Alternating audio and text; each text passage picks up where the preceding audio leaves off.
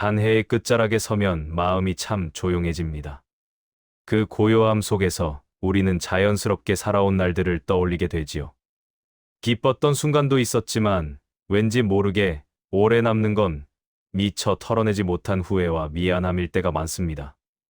평소에는 바쁘다는 이유로 묻어두었던 감정들이 계절이 되면 마치 찬 바람처럼 다시 마음을 스칩니다. 나이가 들수록 이런 감정들은 더 깊고 선명하게 다가옵니다.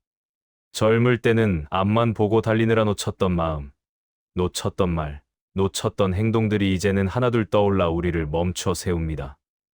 조금 더 따뜻하게 말할 걸. 그때 조금만 더 참았더라면. 이런 생각들이 마음을 흔들기도 하지요. 하지만 부처님께서는 이 흔들림을 약함으로 보지 않으셨습니다. 오히려 마음이 깊어졌다는 징표라고 말씀하셨습니다. 우리가 힘들었던 이유는 후회가 있어서가 아니라 그 후회를 지금의 잣대로 다시 평가해 왔기 때문입니다. 그 당시에 저는 여러분도 그 시절의 마음과 그 시절의 여건 속에서 정말 최선을 다해 살아오셨습니다. 지금 돌아보니 부족해 보일 뿐이지 그 순간에 나는 분명 최선을 다하고 있었습니다. 이 시선을 바꾸는 순간 후회의 무게는 달라집니다. 부처님의 말씀이 여기서 우리를 일깨웁니다. 있는 그대로 보아라. 그대는 이미 충분히 노력하였다. 오늘 이 시간을 통해 여러분께서 지나온 한 해를 조금 더 부드러운 마음으로 바라볼 수 있기를 바랍니다. 후회가 남아있다면 그것은 실패가 아니라 더 깊은 마음을 가진 사람이라는 증거입니다. 마음속에 남아있던 그 후회가 왜 우리를 오래 붙잡는지, 그리고 부처님께서는 그 마음을 어떻게 바라보라고 하셨는지 알아보는 시간을 가져보는 건 어떨까요? 그 이해가 시작되는 자리에서 올해의 무게도 비로소 가벼워질 것입니다. 한 해를 돌아보면 가장 먼저 떠오르는 장면이 기쁜 순간보다는 마음을 찌르는 기억일 때가 많습니다. 왜 우리는 늘 후회에 더 크게 흔들릴까요? 부처님께서는 과거는 이미 지나갔다고 말씀하셨지만 우리는 그 과거를 지금의 마음으로 다시 불러내 스스로를 괴롭히곤 합니다. 후회는 과거에서 오는 감정이 아니라 그 과거를 바라보는 지금의 마음에서 태어나는 것이 있기 때문입니다. 그래서 첫 번째로 우리가 함께 살펴볼 것은 후회라는 감정은 왜 이렇게 무거운가 하는 질문입니다. 이 질문을 바라보는 순간 우리는 이미 후회를 내려놓는 첫걸음을 내디딘 것이 됩니다. 후회는 때때로 우리가 생각하는 것보다 훨씬 무거운 감정입니다. 어떤 후회는 오래된 가구처럼 마음 한 구석에 놓여 있지만 어떤 후회는 갑작스레 존재감을 드러내며 하루를 송두리째 흔들기도 합니다. 사람들은 나이가 들수록 후회를 더 많이 한다고 말합니다. 하지만 그 말은 절반만 맞습니다. 나이가 들어서 후회가 늘어나는 것이 아니라 이제야 비로소 인생을 천천히 바라볼 여유가 생겼기 때문입니다. 젊을 때는 앞만 보고 뛰어야 했습니다. 가정을 꾸리고 아이를 키우고 일터에서 살아남으려면 선택의 순간마다 깊은 고민을 할 겨를이 없었습니다. 그래서 그때는 그 선택이 옳았는지 틀렸는지 돌아볼 시간이 없었습니다. 하지만 삶의 속도가 조금 느려지고 관계의 모양이 변하고 마음의 공간이 생기면 문득 생각이 많아지는 것입니다. 그때 조금 더 부드럽게 말했어야 했는데 한 번쯤 먼저 손 내밀 걸. 건강 좀 더 챙길 걸. 이런 기억들은 우리가 쉬는 순간을 틈타 조용히 다가와 마음을 흔듭니다. 부처님께서는 후회를 이렇게 설명하십니다. 과거를 붙잡으면 현재의 발목이 묶인다. 이 말은 단순한 교훈이 아닙니다. 후회가 왜 우리를 괴롭게 하는지 정확히 짚어주는 말씀입니다. 후회는 과거에서 일어난 일이지만 고통은 지금 내 마음에서 일어납니다. 다시 말해, 후회는 과거의 이야기가 아니라 현재의 감정입니다. 우리가 그 일을 반복해서 떠올릴 때마다 과거는 다시 현재가 되어버립니다. 그래서 후회는 사라지지 않고 때로는 오늘의 나를 지치게 만드는 무게로 남는 것입니다. 그러나 생각해보면 후회라는 감정은 나쁜 것만은 아닙니다. 후회는 과거를 미워해서가 아니라 더 잘 살고 싶다는 마음에서 생겨납니다. 만약 우리가 정말 아무것도 느끼지 못하는 사람이라면 후회도 없을 것입니다. 후회가 있다는 것은 내가 그만큼 누군가를 소중하게 생각했고 무엇인가 잘하고 싶었고 더 따뜻한 삶을 원했다는 의미입니다. 그 마음이 바로 성장의 출발점입니다. 문제는 후회를 바라보는 방식입니다. 후회를 통해 내가 성장했다는 사실을 보지 못하고 단지 나를 탓하는 데만 사용하기 때문에 후회가 고통이 되는 것입니다. 후회는 원래 마음을 깨닫게 하고 나를 단단하게 해주는 재료입니다. 그런데 우리는 이 재료를 자책이라는 칼날로 바꿔버립니다. 그래서 후회가 아픔이 되는 것입니다. 그러나 부처님은 후회를 고통으로 여기지 않으셨습니다. 오히려 후회를 통해 마음이 더 맑아질 수 있다고 보셨습니다. 어리석음을 깨닫는 것이 지혜의 시작이라는 말은 바로 그런 의미입니다. 후회는 내가 성장했다는 증거이며 이제는 그 후회를 바라보는 시선을 바꾸기만 하면 됩니다. 같은 사건이라도 어떻게 바라보느냐에 따라 고통이 되기도 하고 깨달음이 되기도 합니다. 후회가 불행의 기록이 아니라 지혜의 기록이 될 수 있다는 사실. 이것이 첫 번째 깨달음입니다. 후회는 과거에서 오는 것이 아니라 과거를 바라보는 지금의 마음에서 태어납니다. 그렇다면 마음을 조금만 바꿔도 후회의 성질은 완전히 달라질 수 있습니다. 뒤늦게 깨닫는 마음은 나를 책망하기 위해 오는 것이 아니라 더 따뜻해지기 위해 오는 것이라는 사실을 알게 된다면 후회는 더 이상 무거운 돌덩이가 아니라 인생을 빛나게 하는 등불이 됩니다. 우리가 후회를 손에 꼭 쥐고 놓지 못하는 가장 큰 이유는 지금의 눈으로 그때의 나를 평가하기 때문입니다. 나이가 들수록 삶의 경험은 쌓이고 마음은 깊어지며 사람을 바라보는 눈도 훨씬 부드러워집니다. 그런데 문제는 이 깊어진 마음으로 그 시절의 나를 다시 들여다본다는 데 있습니다. 더 넓어진 마음으로 더 미숙했던 나를 바라보니 당연히 부족함이 보일 수밖에 없습니다. 부처님은 이런 마음의 작용을 너무도 잘 알고 계셨습니다. 그래서 사람은 그 시절의 업과 조건 속에서 그만큼만 행할 수 있다고 말씀하셨습니다.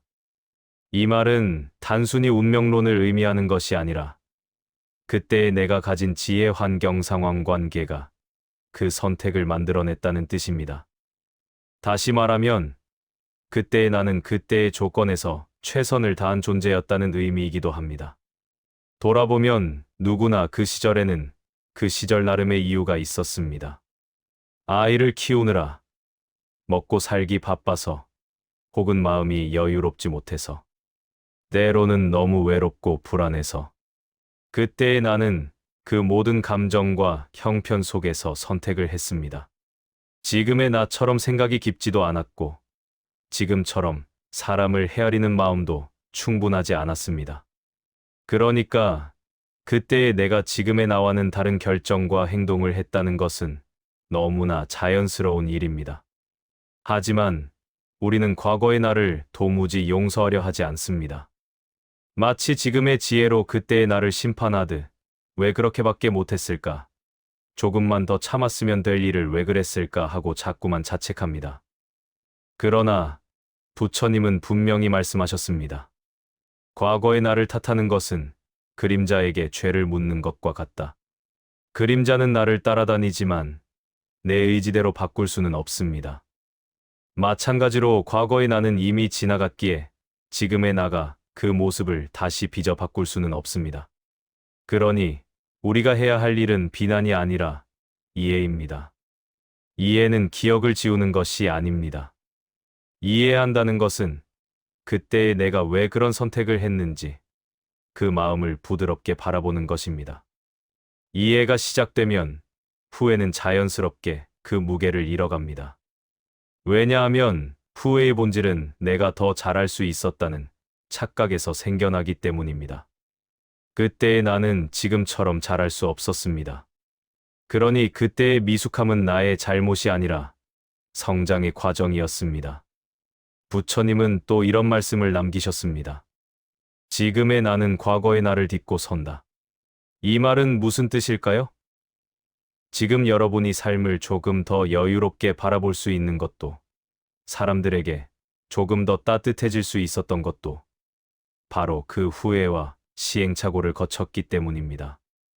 후회는 상처처럼 보이지만 사실은 마음이 단단해지는 자리입니다. 그 자리가 있었기에 지금의 여러분은 더 깊은 마음을 갖게 되었습니다. 여기서 중요한 깨달음이 하나 있습니다. 후회는 없애야 하는 것이 아니라 받아들이는 순간 힘을 잃는다는 사실입니다. 받아들임은 그때의 나를 용서하는 첫걸음이며 용서는 곧 자유입니다. 우리는 늘 누군가를 용서하는 일에는 익숙하지만 정작 스스로를 용서하는 데에는 너무나 서툽니다. 그러나 부처님은 바로 그 지점이 마음 수행의 핵심이라고 하셨습니다. 자신을 용서하는 사람만이 진정으로 다른 이를 용서할 수 있고 후회를 내려놓는 사람만이 현재를 온전히 살아갈 수 있다고 하셨습니다. 그렇다면 과거의 나를 어떻게 바라보면 좋을까요? 부처님은 아주 쉬운 비유를 들었습니다. 어린아이가 넘어져 무릎을 깨고 울 때 우리는 그 아이를 혼내지 않습니다. 다만 안아주고 참 힘들었겠다 하고 어루만져 줍니다. 과거의 나는 바로 그 아이와 같습니다. 미숙했기 때문에 넘어졌을 뿐이고 그 상처는 지금의 나를 만들기 위한 통과이래였습니다. 지금의 내가 해야 할 일은 그때의 나에게 벌을 주는 것이 아니라 그때의 나에게 따뜻한 말 한마디를 건네는 일입니다. 그 시절 참 힘들었지. 그래도 잘 견뎌줘서 고맙다. 이 말 한마디가 마음속 후회의 흐름을 바꿔놓습니다. 후회가 쓰라린 과거의 조각이 아니라 감사한 기억으로 변하는 순간 그 기억은 더 이상 나를 괴롭히지 않습니다. 그때의 내가 있었기에 지금의 내가 있다는 사실을 인정하는 것. 이것이 두 번째 깨달음이며 후회를 바라보는 가장 지혜로운 시선입니다. 후회를 내려놓기 위해 가장 먼저 필요한 것은 마음의 방향을 조금만 바꾸는 일입니다. 사람의 마음은 생각보다 단순하면서도 매우 강력합니다. 같은 일도 어떤 시선으로 바라보느냐에 따라 고통이 되기도 하고 위로가 되기도 합니다. 부처님은 이를 관점의 힘이라고 설명하셨습니다. 똑같은 사건이라도 그 사건을 바라보는 마음의 각도가 달라지면 그 사건의 의미도 함께 달라진다는 뜻입니다. 우리가 후회 속에 오래 머무르는 이유는 과거의 장면을 반복해서 끌어오며 그 장면을 지금의 내 마음 속에서 다시 살려내기 때문입니다. 부처님은 생각은 씨앗과 같아 자주 떠올리면 반드시 자란다고 하셨습니다. 후회가 자라는 이유는 그 일 자체가 심각해서가 아니라 그 장면을 우리가 마음속에서 반복 재생시키기 때문입니다. 그러니 후회를 없애려면 그 씨앗에 더 이상 물을 주지 않는 방법을 익혀야 합니다. 그렇지만 많은 사람들은 후회를 지우려 할수록 오히려 더욱 또렷하게 떠오르는 경험을 합니다. 이는 자연스러운 현상입니다. 인간의 마음은 억누르면 더 강해지고 억지로 밀어내면 다시 튀어오릅니다. 그래서 부처님은 밀어내는 것이 놓아버림이 아니다라고 강조하셨습니다. 후회를 내려놓는 첫 번째 비결은 후회를 없애려고 애쓰는 것이 아니라 후회를 있는 그대로 바라보는 것입니다. 바라본다는 것은 단순히 떠올린다는 의미가 아닙니다. 바라본다는 것은 후회하는 마음이 지금 내 안에서 일어나고 있음을 인정하는 것입니다. 이 인정의 순간이 마음 전환의 출발점입니다. 후회를 억지로 지우려는 사람은 후회와 싸우게 되고 싸움은 또 다른 고통을 낳습니다. 하지만 후회를 있는 그대로 바라보는 사람은 후회와 거리를 둘 수 있게 되고 그 거리가 바로 자유의 틈이 됩니다. 부처님이 말씀하신 관관이라는 수행이 바로 이것입니다. 관은 고통을 제거하는 기술이 아니라 고통을 있는 그대로 바라보는 연습입니다. 바라봄이 깊어지면 우리는 깨닫게 됩니다. 후회는 나를 해치려는 것이 아니라 나에게 말을 걸고 있었다는 사실을. 이제는 그렇게 살지 않겠다는 결심을 일깨우기 위한 신호였음을.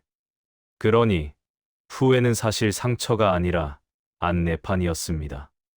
잘못된 방향으로 가고 있던 마음을 멈추게 하고 더 나은 길을 향하도록 우리를 부드럽게 이끌어주는 장치였던 것입니다.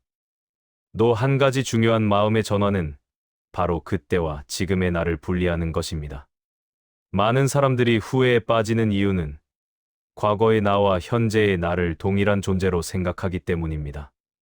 그래서 과거의 실수를 떠올리면 지금의 내가 그 실수를 저지른 것처럼 부끄러워지고 괴로워집니다. 하지만 부처님은 모든 존재는 순간순간 새롭게 태어난다고 하셨습니다. 그 말은 지금의 나는 그때의 나와 이미 다른 사람이라는 뜻입니다. 삶의 모든 순간에 우리는 새롭게 변하고 있고 과거의 흔적은 단지 지나간 발자국일 뿐입니다. 이 사실을 받아들이면 마음이 훨씬 가벼워집니다. 과거의 나는 그 시절의 환경과 감정 속에서 움직였고 지금의 나는 전혀 다른 세상에서 숨쉬고 있습니다. 그러니 과거의 나를 지금의 기준으로 평가하는 것은 처음부터 무리가 있는 일입니다. 그때의 나는 그때의 인연과 조건에 의해 움직였고 지금의 나는 더 나은 지혜와 더 깊은 마음을 갖게 되었습니다. 과거의 내가 부족했던 것은 내가 나쁜 사람이었기 때문이 아니라 아직 배움이 끝나지 않았기 때문이었습니다. 마음의 전환은 이렇게 간단한 문장에서 시작됩니다. 그 일은 그때의 나의 이야기다. 이 한 문장은 후회의 매듭을 조금씩 풀어주는 힘이 있습니다. 이 문장을 다시 조금 바꾸어 말해보면 이렇습니다. 나는 이미 그때의 내가 아니다. 이 사실을 깨닫는 순간 우리는 비로소 후회의 감정에서 한 걸음 벗어나게 됩니다. 그리고 마지막으로 중요한 깨달음이 있습니다. 후회는 잘못한 기억에서 오는 것이 아니라 더 잘하고 싶은 마음에서 온다는 사실입니다. 후회는 부족함이 아니라 가능성입니다. 더 잘하고 싶은 마음이 없었다면 후회도 없었을 것입니다. 그러니 후회는 나쁜 마음이 아니라 좋은 마음입니다. 마음의 본래 성질을 이해하면 후회는 더 이상짐이 아닙니다. 후회는 나의 따뜻함과 성장을 증명하는 표시이며 나에게 아직도 변화하고 싶은 힘이 남아 있다는 증거입니다. 결국 후회를 녹이는 마음의 비밀은 후회를 없애는 것이 아니라 후회를 바라보는 방식이 바뀌는 데 있습니다. 마음의 방향을 바꾸는 순간 후회는 더 이상 나를 무겁게 하지 않습니다. 후회는 나를 가르쳐준 스승이었음을 알게 되고 그 스승에게 감사하는 마음이 생기면 그 순간 후회는 자연스럽게 사라집니다. 이것이 부처님이 말씀하신 마음의 전환이며 이 전환이 이루어지는 순간 우리는 비로소 한 해의 무게로부터 자유로워집니다. 나이가 들수록 사람들은 왜 후회가 더 많아지는 것일까요? 이는 단순히 살아온 시간의 양이 늘어나서가 아닙니다. 시간이 쌓이면 마음도 함께 쌓이고 그 마음이 깊어지면 과거의 장면들이 더 또렷하게 떠오르기 때문입니다. 특히 60대 이후는 인생의 속도가 조금 느려지고 주변의 관계도 변화하고 역할도 줄어들면서 자연스럽게 자신을 돌아보는 시간이 많아집니다. 예전에는 너무 바빠서 돌아보지 못했던 감정들이 하나둘 위로 올라오며 스스로를 마주하게 되는 것입니다. 부처님은 인간의 마음을 이렇게 설명했습니다. 물결이 잦아들어야 비로소 물속의 그림자가 보인다. 젊을 때는 마음의 물결이 늘 출렁였습니다. 아이들 걱정, 일터의 걱정, 돈벌이의 걱정.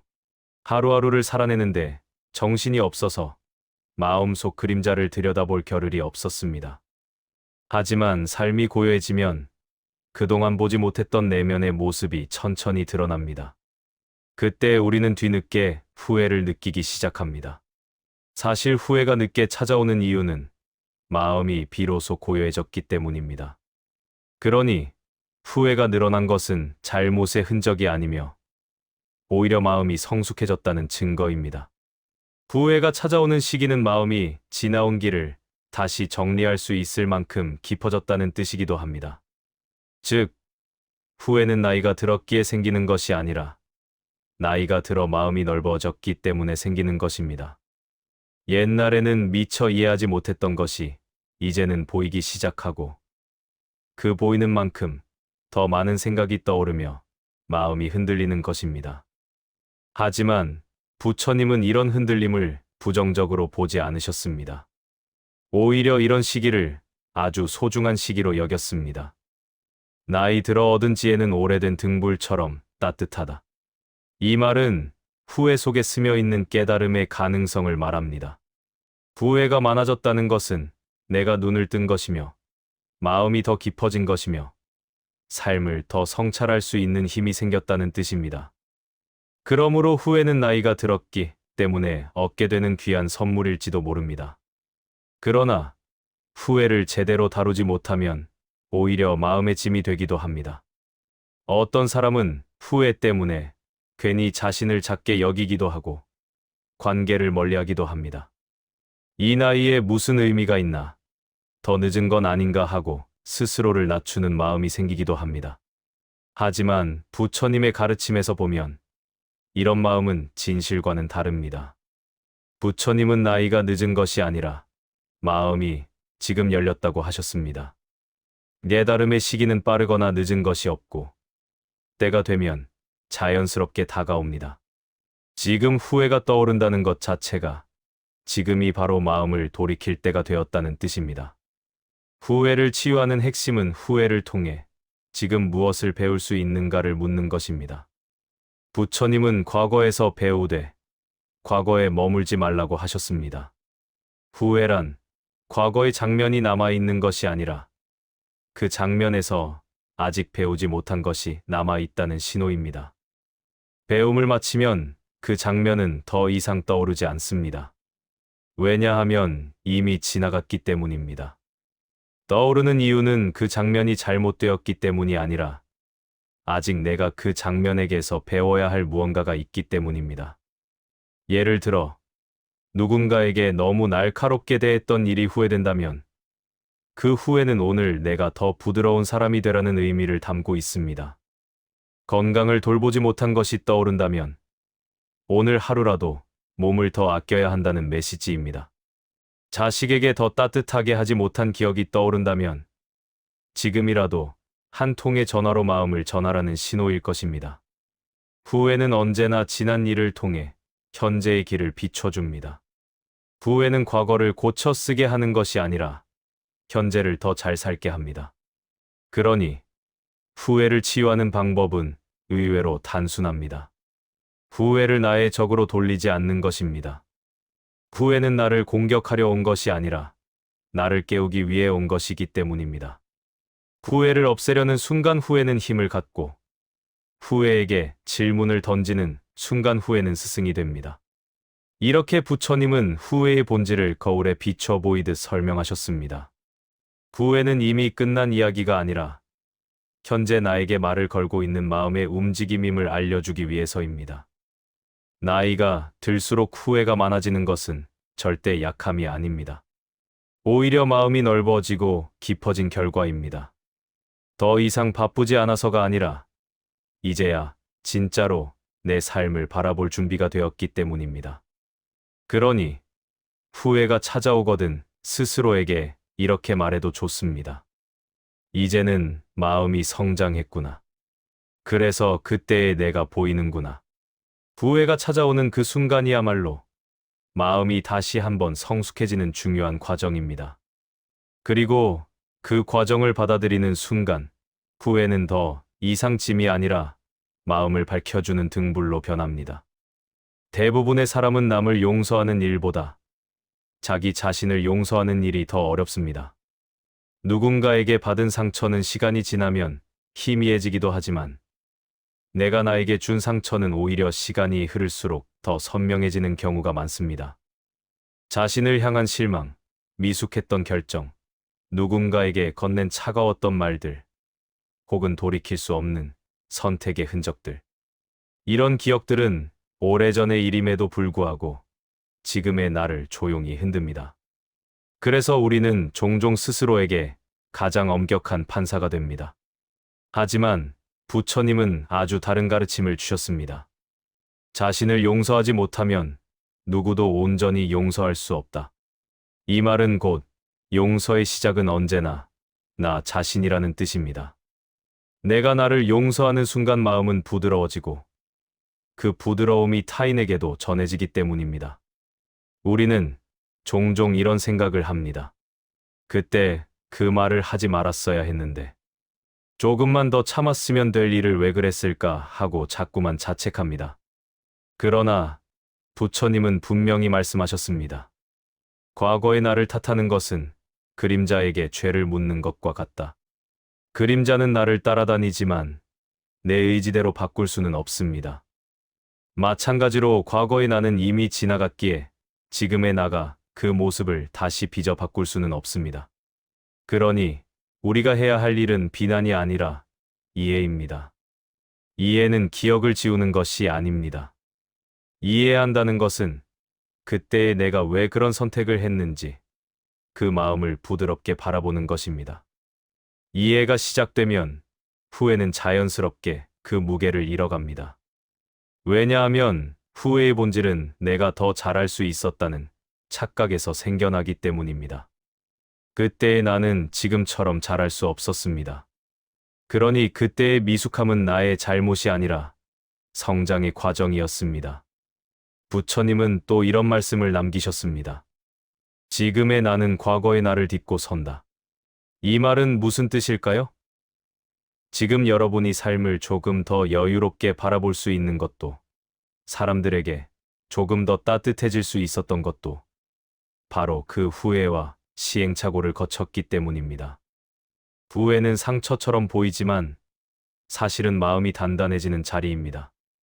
그 자리가 있었기에 지금의 여러분은 더 깊은 마음을 갖게 되었습니다. 여기서 중요한 깨달음이 하나 있습니다. 후회는 없애야 하는 것이 아니라 받아들이는 순간 힘을 잃는다는 사실입니다. 받아들임은 그때의 나를 용서하는 첫걸음이며 용서는 곧 자유입니다. 우리는 늘 누군가를 용서하는 일에는 익숙하지만 정작 스스로를 용서하는 데에는 너무나 서툽니다. 그러나 부처님은 바로 그 지점이 마음 수행의 핵심이라고 하셨습니다. 자신을 용서하는 사람만이 진정으로 다른 이를 용서할 수 있고 후회를 내려놓는 사람만이 현재를 온전히 살아갈 수 있다고 하셨습니다. 그렇다면 과거의 나를 어떻게 바라보면 좋을까요? 부처님은 아주 쉬운 비유를 들었습니다. 어린아이가 넘어져 무릎을 깨고 울 때 우리는 그 아이를 혼내지 않습니다. 다만 안아주고 참 힘들었겠다 하고 어루만져 줍니다. 과거의 나는 바로 그 아이와 같습니다. 미숙했기 때문에 넘어졌을 뿐이고 그 상처는 지금의 나를 만들기 위한 통과이래였습니다. 지금의 내가 해야 할 일은 그때의 나에게 벌을 주는 것이 아니라 그때의 나에게 따뜻한 말 한마디를 건네는 일입니다. 그 시절 참 힘들었지. 그래도 잘 견뎌줘서 고맙다. 이 말 한마디가 마음속 후회의 흐름을 바꿔놓습니다. 후회가 쓰라린 과거의 조각이 아니라 감사한 기억으로 변하는 순간 그 기억은 더 이상 나를 괴롭히지 않습니다. 그때의 내가 있었기에 지금의 내가 있다는 사실을 인정하는 것. 이것이 두 번째 깨달음이며 후회를 바라보는 가장 지혜로운 시선입니다. 후회를 내려놓기 위해 가장 먼저 필요한 것은 마음의 방향을 조금만 바꾸는 일입니다. 사람의 마음은 생각보다 단순하면서도 매우 강력합니다. 같은 일도 어떤 시선으로 바라보느냐에 따라 고통이 되기도 하고 위로가 되기도 합니다. 부처님은 이를 관점의 힘이라고 설명하셨습니다. 똑같은 사건이라도 그 사건을 바라보는 마음의 각도가 달라지면 그 사건의 의미도 함께 달라진다는 뜻입니다. 우리가 후회 속에 오래 머무르는 이유는 과거의 장면을 반복해서 끌어오며 그 장면을 지금의 내 마음 속에서 다시 살려내기 때문입니다. 부처님은 생각은 씨앗과 같아 자주 떠올리면 반드시 자란다고 하셨습니다. 후회가 자라는 이유는 그 일 자체가 심각해서가 아니라 그 장면을 우리가 마음속에서 반복 재생시키기 때문입니다. 그러니 후회를 없애려면 그 씨앗에 더 이상 물을 주지 않는 방법을 익혀야 합니다. 그렇지만 많은 사람들은 후회를 지우려 할수록 오히려 더욱 또렷하게 떠오르는 경험을 합니다. 이는 자연스러운 현상입니다. 인간의 마음은 억누르면 더 강해지고 억지로 밀어내면 다시 튀어오릅니다. 그래서 부처님은 밀어내는 것이 놓아버림이 아니다라고 강조하셨습니다. 후회를 내려놓는 첫 번째 비결은 후회를 없애려고 애쓰는 것이 아니라 후회를 있는 그대로 바라보는 것입니다. 바라본다는 것은 단순히 떠올린다는 의미가 아닙니다. 바라본다는 것은 후회하는 마음이 지금 내 안에서 일어나고 있음을 인정하는 것입니다. 이 인정의 순간이 마음 전환의 출발점입니다. 후회를 억지로 지우려는 사람은 후회와 싸우게 되고 싸움은 또 다른 고통을 낳습니다. 하지만 후회를 있는 그대로 바라보는 사람은 후회와 거리를 둘 수 있게 되고 그 거리가 바로 자유의 틈이 됩니다. 부처님이 말씀하신 관관이라는 수행이 바로 이것입니다. 관은 고통을 제거하는 기술이 아니라 고통을 있는 그대로 바라보는 연습입니다. 바라봄이 깊어지면 우리는 깨닫게 됩니다. 후회는 나를 해치려는 것이 아니라 나에게 말을 걸고 있었다는 사실을. 이제는 그렇게 살지 않겠다는 결심을 일깨우기 위한 신호였음을. 그러니 후회는 사실 상처가 아니라 안내판이었습니다. 잘못된 방향으로 가고 있던 마음을 멈추게 하고 더 나은 길을 향하도록 우리를 부드럽게 이끌어주는 장치였던 것입니다. 또 한 가지 중요한 마음의 전환은 바로 그때와 지금의 나를 분리하는 것입니다. 많은 사람들이 후회에 빠지는 이유는 과거의 나와 현재의 나를 동일한 존재로 생각하기 때문입니다.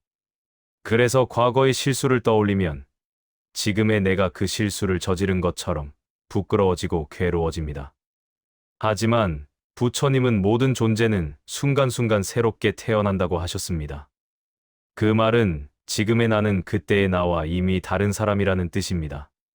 삶의 모든 순간에 우리는 새롭게 변하고 있고 과거의 흔적은 단지 지나간 발자국일 뿐입니다. 이 사실을 받아들이면 마음이 훨씬 가벼워집니다. 과거의 나는 그 시절의 환경과 감정 속에서 움직였고 지금의 나는 전혀 다른 세상에서 숨쉬고 있습니다. 그러니 과거의 나를 지금의 기준으로 평가하는 것은 처음부터 무리가 있는 일입니다. 그때의 나는 그때의 인연과 조건에 의해 움직였고 지금의 나는 더 나은 지혜와 더 깊은 마음을 갖게 되었습니다. 과거의 내가 부족했던 것은 내가 나쁜 사람이었기 때문이 아니라 아직 배움이 끝나지 않았기 때문이었습니다.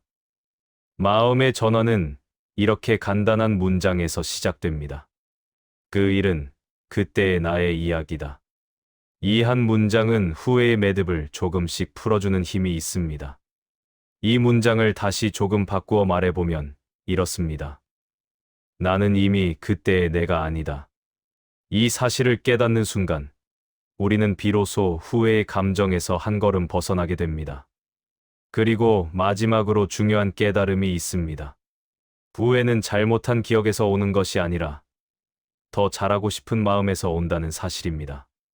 후회는 부족함이 아니라 가능성입니다. 더 잘하고 싶은 마음이 없었다면 후회도 없었을 것입니다. 그러니 후회는 나쁜 마음이 아니라 좋은 마음입니다. 마음의 본래 성질을 이해하면 후회는 더 이상짐이 아닙니다. 후회는 나의 따뜻함과 성장을 증명하는 표시이며 나에게 아직도 변화하고 싶은 힘이 남아 있다는 증거입니다. 결국 후회를 녹이는 마음의 비밀은 후회를 없애는 것이 아니라 후회를 바라보는 방식이 바뀌는 데 있습니다. 마음의 방향을 바꾸는 순간 후회는 더 이상 나를 무겁게 하지 않습니다. 후회는 나를 가르쳐준 스승이었음을 알게 되고 그 스승에게 감사하는 마음이 생기면 그 순간 후회는 자연스럽게 사라집니다. 이것이 부처님이 말씀하신 마음의 전환이며 이 전환이 이루어지는 순간 우리는 비로소 한 해의 무게로부터 자유로워집니다. 나이가 들수록 사람들은 왜 후회가 더 많아지는 것일까요? 이는 단순히 살아온 시간의 양이 늘어나서가 아닙니다. 시간이 쌓이면 마음도 함께 쌓이고 그 마음이 깊어지면 과거의 장면들이 더 또렷하게 떠오르기 때문입니다.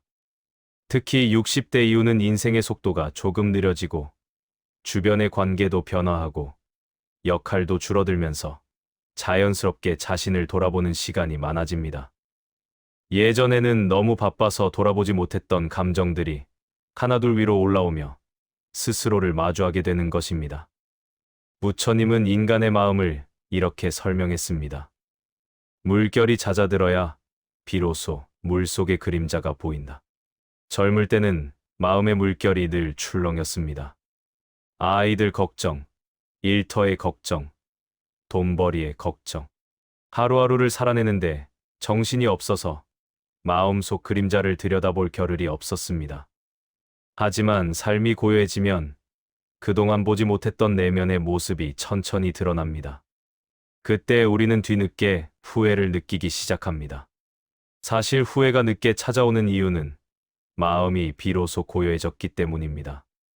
그러니 후회가 늘어난 것은 잘못의 흔적이 아니며 오히려 마음이 성숙해졌다는 증거입니다. 후회가 찾아오는 시기는 마음이 지나온 길을 다시 정리할 수 있을 만큼 깊어졌다는 뜻이기도 합니다. 즉, 후회는 나이가 들었기에 생기는 것이 아니라 나이가 들어 마음이 넓어졌기 때문에 생기는 것입니다.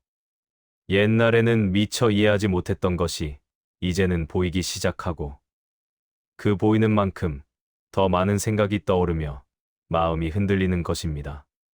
하지만 부처님은 이런 흔들림을 부정적으로 보지 않으셨습니다. 오히려 이런 시기를 아주 소중한 시기로 여겼습니다. 나이 들어 얻은 지혜는 오래된 등불처럼 따뜻하다. 이 말은 후회 속에 스며 있는 깨달음의 가능성을 말합니다.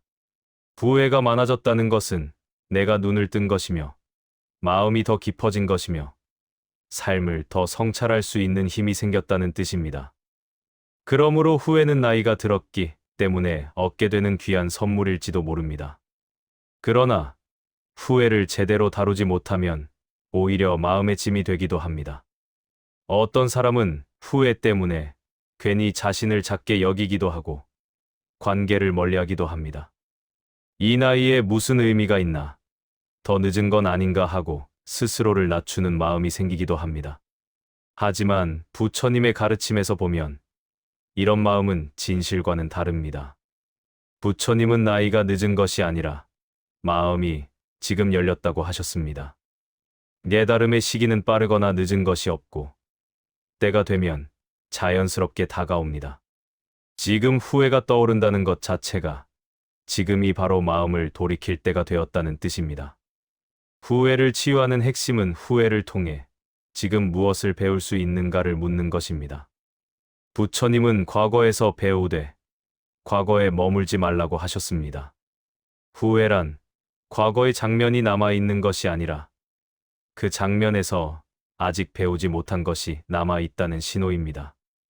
배움을 마치면 그 장면은 더 이상 떠오르지 않습니다. 왜냐하면 이미 지나갔기 때문입니다. 떠오르는 이유는 그 장면이 잘못되었기 때문이 아니라 아직 내가 그 장면에게서 배워야 할 무언가가 있기 때문입니다. 예를 들어 누군가에게 너무 날카롭게 대했던 일이 후회된다면 그 후회는 오늘 내가 더 부드러운 사람이 되라는 의미를 담고 있습니다. 건강을 돌보지 못한 것이 떠오른다면 오늘 하루라도 몸을 더 아껴야 한다는 메시지입니다. 자식에게 더 따뜻하게 하지 못한 기억이 떠오른다면 지금이라도 한 통의 전화로 마음을 전하라는 신호일 것입니다. 후회는 언제나 지난 일을 통해 현재의 길을 비춰줍니다. 후회는 과거를 고쳐 쓰게 하는 것이 아니라 현재를 더 잘 살게 합니다. 그러니 후회를 치유하는 방법은 의외로 단순합니다. 후회를 나의 적으로 돌리지 않는 것입니다. 후회는 나를 공격하려 온 것이 아니라 나를 깨우기 위해 온 것이기 때문입니다. 후회를 없애려는 순간 후회는 힘을 갖고 후회에게 질문을 던지는 순간 후회는 스승이 됩니다. 이렇게 부처님은 후회의 본질을 거울에 비춰 보이듯 설명하셨습니다. 후회는 이미 끝난 이야기가 아니라 현재 나에게 말을 걸고 있는 마음의 움직임임을 알려주기 위해서입니다. 나이가 들수록 후회가 많아지는 것은 절대 약함이 아닙니다. 오히려 마음이 넓어지고 깊어진 결과입니다. 더 이상 바쁘지 않아서가 아니라 이제야 진짜로 내 삶을 바라볼 준비가 되었기 때문입니다. 그러니 후회가 찾아오거든 스스로에게 이렇게 말해도 좋습니다. 이제는 마음이 성장했구나. 그래서 그때의 내가 보이는구나. 후회가 찾아오는 그 순간이야말로 마음이 다시 한번 성숙해지는 중요한 과정입니다. 그리고 그 과정을 받아들이는 순간 후회는 더 이상 짐이 아니라 마음을 밝혀주는 등불로 변합니다. 대부분의 사람은 남을 용서하는 일보다 자기 자신을 용서하는 일이 더 어렵습니다. 누군가에게 받은 상처는 시간이 지나면 희미해지기도 하지만 내가 나에게 준 상처는 오히려 시간이 흐를수록 더 선명해지는 경우가 많습니다. 자신을 향한 실망, 미숙했던 결정, 누군가에게 건넨 차가웠던 말들, 혹은 돌이킬 수 없는 선택의 흔적들. 이런 기억들은 오래전의 일임에도 불구하고 지금의 나를 조용히 흔듭니다. 그래서 우리는 종종 스스로에게 가장 엄격한 판사가 됩니다. 하지만 부처님은 아주 다른 가르침을 주셨습니다. 자신을 용서하지 못하면 누구도 온전히 용서할 수 없다. 이 말은 곧 용서의 시작은 언제나 나 자신이라는 뜻입니다. 내가 나를 용서하는 순간 마음은 부드러워지고 그 부드러움이 타인에게도 전해지기 때문입니다. 우리는 종종 이런 생각을 합니다. 그때 그 말을 하지 말았어야 했는데, 조금만 더 참았으면 좋았을 텐데, 내가 왜 그 선택을 했을까? 이 말들 속에는 스스로를 책망하는 마음이 들어 있습니다. 그런데 부처님은 이런 자책을 수행의 장애라고 보셨습니다. 왜냐하면 자책은 나를 변화시키는 힘을 갖고 있지 않기 때문입니다. 자책은 과거의 나를 묶어두고 현재의 나를 움직이지 못하게 합니다. 반면 용서는 마음을 앞으로 나아가게 만드는 힘이 있습니다. 부처님은 제자들에게 자주 이렇게 말씀하셨습니다. 그대는 그대가 아파했던 만큼 성장하였다. 이 말은 아주 큰 위로를 담고 있습니다. 우리가 후회 속에서 아파했던 만큼 이미 성장했다는 뜻입니다. 다시 말해, 후회를 느꼈다는 것 자체만으로 이미 마음이 한 단계 성숙해졌다는 의미이기도 합니다. 그러니까 후회를 계속 붙잡고 있을 이유가 없습니다. 그 감정은 이미 제 역할을 다 했기 때문입니다. 후회가 나에게 가르침을 준 순간, 후회는 떠나보내야 할 감정입니다. 하지만 떠나보낸다는 것이 말처럼 쉽지는 않습니다. 그렇다면 어떻게 해야 할까요? 부처님은 자신의 실수를 대하는 법에 대해 부드럽게 대하라고 가르치셨습니다. 부드럽게 대한다는 것은 변명하거나 회피하는 것이 아닙니다. 그때의 나를 따뜻한 시선으로 바라보는 것입니다. 마치 어린아이가 넘어져 올 때 어른이 달려가 무릎을 가만히 쓰다듬어 주듯이 말입니다.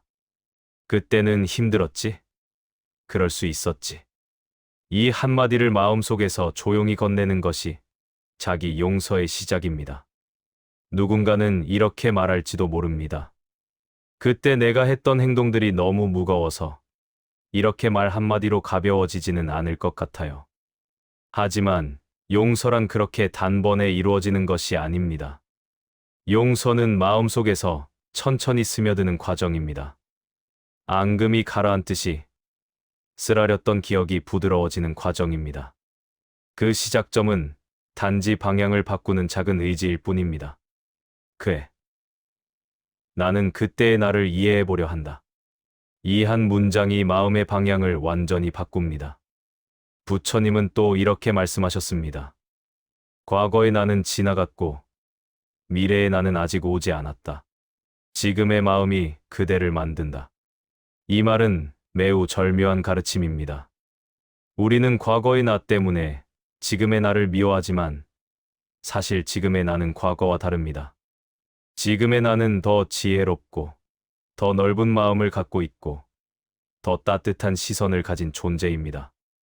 그렇기에 과거의 실수를 지금의 내가 계속 짊어지고 가는 것은 합리적이지도 자비롭지도 않습니다. 자기 자신을 용서한다는 것은 과거의 기억을 지우는 것이 아닙니다. 그 기억을 더 이상 자신을 찌르는 칼로 사용하지 않는 것입니다. 그때의 나에게 이렇게 말하는 것입니다. 내가 했던 모든 일은 그때의 마음으로는 최선이었다. 이 말은 현실을 회피하려는 변명이 아니라 마음을 이해하려는 지혜입니다. 그때의 나에게는 지금의 지혜가 없었습니다. 지금의 나와 그때의 나는 다른 사람입니다. 그러니 지금의 내가 과거의 나를 심판하는 것은 나를 상처 입히는 일일 뿐이고 아무런 도움이 되지 않습니다. 그리고 부처님은 용서를 놓아버림과 같은 의미로 설명하셨습니다. 놓아버린다는 것은 그 일을 잊는 것이 아니라 그 일로부터 자유로워지는 것입니다. 기억은 남아있되 그 기억이 나를 흔들지 못하도록 만드는 것이 진짜 용서입니다. 이것을 깨닫는 순간 후회는 더 이상 나를 묶어두지 못합니다. 후회는 단지 지나간 파도처럼 마음을 스쳤다가 흘러갈 뿐입니다. 우리는 모두 실수를 통해 성장하고 후회를 통해 마음을 돌이키며 깨달음을 통해 더 나은 사람이 됩니다. 그러니 이제 스스로를 너무 고단하게 대하지 않아도 됩니다. 마음에게 이렇게 말해도 괜찮습니다. 나는 이미 충분히 아파했고 충분히 배웠다. 이젠 나 자신을 놓아주겠다. 이 한 문장은 긴 세월 동안 가슴에 걸려있던 돌덩이를 조금씩 녹여냅니다. 그리고 그 돌이 녹아내린 자리에 부드러운 마음, 따뜻한 눈빛, 그리고 새로운 시작의 용기가 자리하게 됩니다. 한 해를 마무리하는 순간은 누구에게나 특별합니다. 그동안 가슴 깊숙한 곳에 조용히 쌓아두었던 감정들이 문득 올라오고 잊은 줄 알았던 장면들이 다시 떠오르기도 합니다. 그 장면들 중에는 따뜻한 기억도 있지만 후회의 그림자도 함께 섞여 있습니다. 오늘 이 시간은 그 그림자를 부정하거나 끌어내리는 시간이 아니라 그 그림자를 부드럽게 비춰보고 그 속에 담긴 의미를 깨닫고 마지막으로 조용히 놓아주는 시간을 가져보려 합니다. 부처님은 마음은 흐르는 물과 같아 고요해지면 모든 것이 비친다고 하셨습니다. 지금 여러분의 마음에도 한 해 동안 미뤄두었던 장면들이 비칠 것입니다. 우리는 그 장면을 억지로 지우려 하지 않아도 됩니다. 마음을 억누르는 순간 마음은 더 소란스러워지기 때문입니다. 대신 우리는 마음을 고요하게 하고 그 고요 속에서 자연스럽게 떠오르는 장면을 바라보면 됩니다. 바라보는 것만으로도 마음은 스스로 정돈되는 힘을 갖고 있습니다. 지금 눈을 가볍게 감거나 시선을 아래로 떨어뜨린 채 편안하게 호흡을 느껴보면 좋겠습니다. 들숨이 들어올 때 이 한 해를 살아내느라 고단했던 몸과 마음이 함께 들어옵니다. 날숨이 나갈 때 그동안의 긴장과 후회가 조금씩 빠져나갑니다. 부처님께서는 호흡은 마음을 닦는 첫 번째 수행이라고 하셨습니다. 숨은 늘 나와 함께 있지만 우리는 그 소중함을 잊고 살아갑니다. 이제는 그 숨을 통해 내 마음을 부드럽게 쓰다듬어 줄 시간입니다. 호흡이 조금 자리 잡혔다면 이제 한 해 동안 가장 마음에 남는 장면 하나를 떠올려 봅니다. 나를 괴롭힌 말, 놓쳐버린 기회, 후회되는 행동, 사랑하는 사람에게 하지 못했던 말, 혹은 내가 나에게 하지 못했던 배려. 그 장면이 선명해져도 괜찮습니다. 흔들리는 마음도 괜찮습니다. 부처님은 마음의 움직임을 탓하지 말라고 하셨습니다. 마음은 움직이며 비로소 드러나기 때문입니다. 이제 그 장면을 바라보며 조용히 이렇게 말해봅니다. 그때의 나는 최선을 다했다. 이 말은 변명이 아닙니다. 사실을 인정하는 것입니다. 그때의 나는 지금처럼 넓은 시야를 갖고 있지 않았고, 지금처럼 여유로운 마음을 갖고 있지도 않았습니다. 그 순간의 감정과 상황 속에서 할 수 있는 만큼 했을 뿐입니다. 그것이 인간입니다. 그 사실을 인정하는 순간, 후회는 더 이상 나를 공격할 수 없습니다. 그저 내 삶의 일부로 자리하게 됩니다. 다음으로 부처님이 자주 강조하신 말을 떠올립니다. 일어났던 모든 일은 이미 지나갔다. 지나간 일은 우리 마음 속에서만 살아있을 뿐, 현실에서는 이미 닫힌 문과 같습니다. 문은 뒤돌아 열리지 않습니다. 하지만 우리는 그 문 앞에서 오래 서 있기도 합니다. 왜 이 문이 다시 열리지 않을까 하고 원망하면서 말입니다. 그러나 그 문이 닫혀 있기 때문에 다른 문이 열린다는 사실을 깨닫는 순간, 마음의 방향은 자연스럽게 바뀝니다. 후회는 닫힌 문을 붙잡고 하는 이야기지만, 깨달음은 새로 열리는 문을 향해 걸어가는 이야기입니다. 지금 떠올린 장면 속의 나에게 조용히 다가가 말을 건네보는 것도 좋습니다. 참 힘들었지. 그래도 잘 견뎠다. 우리는 남에게는 따뜻하지만 정작 자신에게는 너무 인색합니다. 하지만 수행의 핵심은 남에게 베푸는 자비보다 먼저 자신에게 베푸는 자비입니다. 그때의 나를 어루만져주는 행위는 마음을 치유하는 가장 강력한 방법입니다. 마음 속에 그때의 나는 바로 지금 이 순간 여러분의 말을 듣고 있습니다. 이제 마음에서 한 걸음 더 나아가 놓아주는 연습을 해봅니다. 놓아준다는 것은 억지로 끊어버리는 것이 아닙니다. 부처님은 놓아줌을 발로 밀어내는 것이 아니라 손을 펴는 것이라고 표현하셨습니다. 놓는다는 것은 내가 잡고 있던 것을 더 이상 쥐지 않겠다는 온순한 선언입니다. 후회를 밀어내면 후회는 더 강해지지만 그냥 손을 펴는 순간 후회는 그저 흘러갑니다. 마음속에서 이렇게 말해봅니다. 나는 배웠다. 그러니 이제는 놓아도 된다. 이 문장은 후회가 오랫동안 붙잡혀 있던 마음의 매듭을 부드럽게 풀어줍니다. 후회가 사라지는 것이 아니라 후회가 더 이상 나를 붙잡지 못하게 되는 것입니다.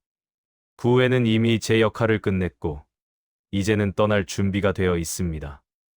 그 떠남을 허락해주는 것이 바로 놓아줌입니다. 마지막으로 올해의 모든 장면을 마음속에서 천천히 흘려보냅니다. 마치 바람이 지나가듯 파도가 잦아들듯 초겨울의 잔설이 햇빛 아래에서 천천히 녹아내리듯 억지로 보내지 않아도 됩니다.